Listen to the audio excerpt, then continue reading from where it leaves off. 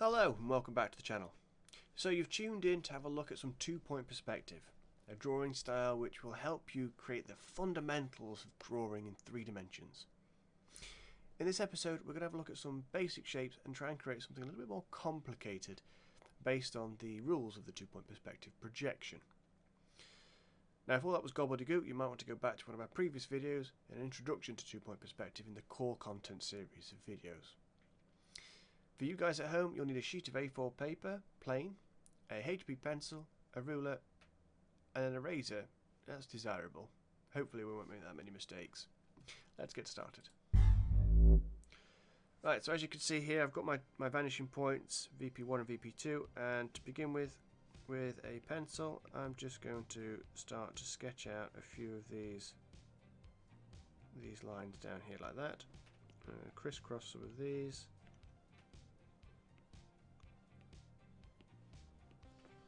Like that, and that's going to start forming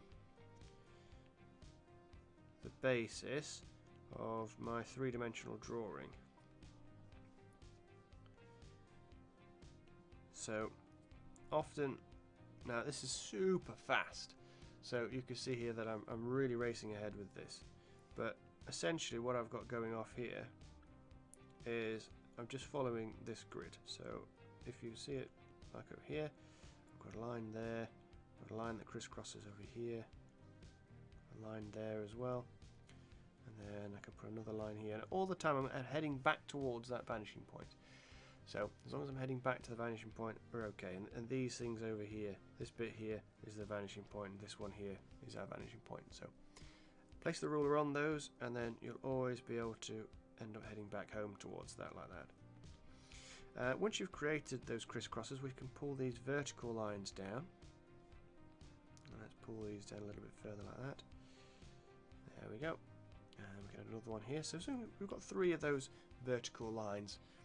We can start to head back towards that vanishing point, and then head back to that vanishing point like that. Like that, and like that there. Now these are often quite busy pages, because there's a lot of lines going off, and students can often get stuck with this because they're too worried about where the lines are ending up and getting this really scruffy design page going off here. Now I would advise you press on lightly. So essentially, let's have a look what that would look like. So that would look like something like that. So we're pressing on really lightly, but for you guys at home so you can see what I'm doing, I've got it nice and dark, but you'll be pressing on lightly so you get nice light lines. I'm pretty happy with what I've got there. It's 3 cuboids, quite a basic shape, but let's see what we can do with this. And let's go into a different layer here so I can start to render some of this, and we'll push that back. So there we go. Now I can come in here with my pencil, I can rotate the page.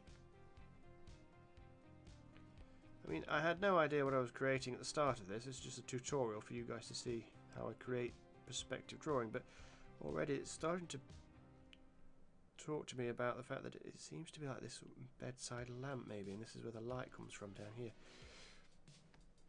Possibly, but there we go, and then sketch that. Some people like to leave these construction lines on. I'm a bit of a fan, I've got to say. I quite like it.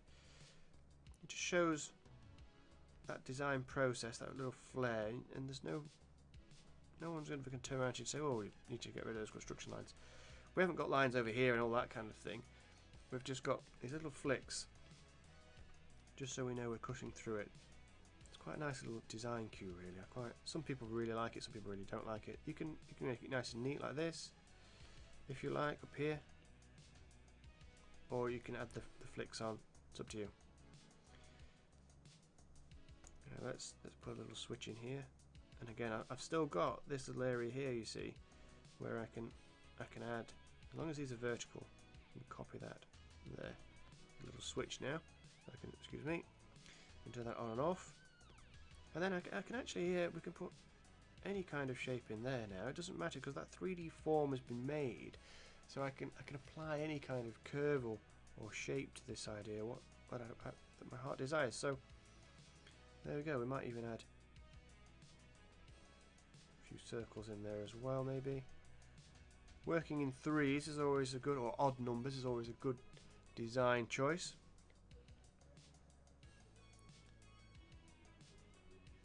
So if you ever want to think about, okay, how am I going to,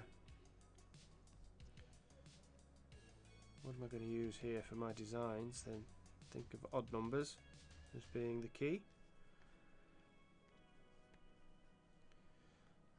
Let's add a little thickness down here like that. Don't know what that's for, maybe we could crisscross that.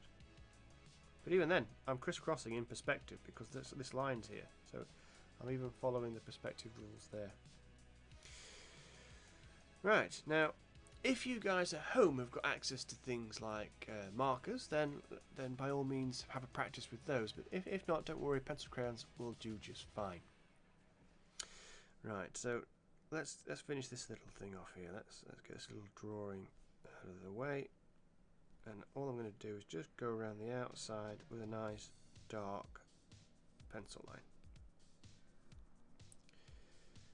It's just a technique used to lift your drawing off the page a little bit. So I'm just thickening up the outside lines.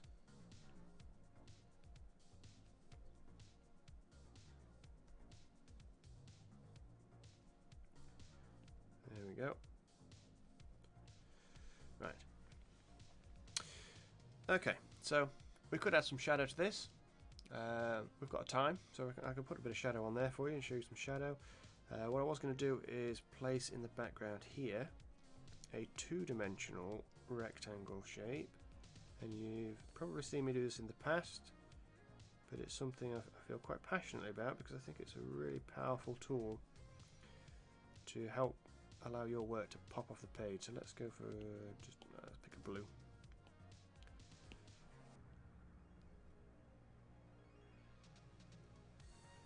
So all I'm doing here is I'm just shading down the outside. So it just means that we don't need to apply colour to our object because we might not know what shapes or textures this is going to be yet. But to add a splash of colour to this as a design page is really going to help you pick out this idea from all the rest. And remember that on a design page, even in two-point perspective, you might have 3 or 4 different ideas you want to show to a client or to your classroom teacher. And you've got to try and sell those ideas to them. You also need to be able to lead the viewer around your page without actually having to talk to them. So this is one really quick way of doing that, because straight away then my eyes are drawn to the blue and I'm quite excited to see that, and I can start to see the shape evolve behind it. So I said I put a bit of shadow on here, so we can have some shade. We can decide somewhere on here where the light's coming from. I mean, technically the light's coming from here because it's a light, but in terms of the shadow, let's have the light coming in this direction. So we're going to have a little bit of shade here, a little bit of shadow on that pane there, and a little bit of shadow on here. Don't have to go over the top, just something just to add a little bit of depth to it. Technically that'd be the darkest part unless the light was turned on, so that'd be really quite dark. And a little bit of shadow in there as well. And if you're really quite advanced and you can visualize where light will hit, you can start to add in where the shadow is going to be cast. So shadow would be cast over here like that, and then it would be cast over there as well.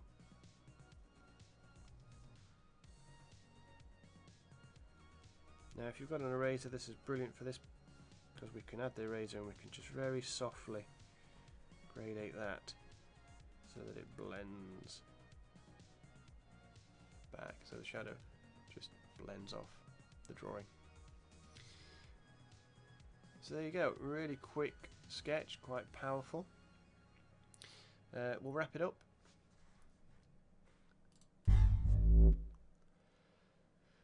Okay, so what have we learned in today's session? In today's session we've looked at two-point perspective and how we can use the vanishing points to create 3D form. Sometimes you might not even have an idea yet as to what your shape's going to look like, but it will evolve naturally through playing about with those horizon lines and the vanishing points. This design was created in about 4 minutes with little or no input from me. I had no desire to design a lamp, but I knew that I wanted to create something in 3D shape, and it just evolved from that. So again, have fun with it, and don't be afraid to make mistakes. Add some textures in there, add some shadows, some depth and light, and be creative. And remember, odd numbers are a powerful way of creating a great pattern from a graphics standpoint of view. Until the next video, stay safe. If you want to see one of our other core concept videos, you can click on the video over here. Or if not, you want to subscribe so you don't miss another one of our videos, you can click on my beautiful face, which is over here. Stay safe. Bye now.